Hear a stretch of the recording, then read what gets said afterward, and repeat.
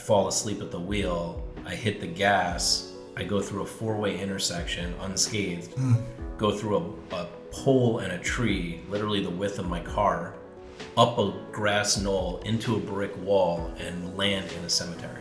The car goes through a brick wall and lands on tombstones. Yes. Like, if there's nothing more symbolic. Something guided me to just go right through the middle and survive that crash.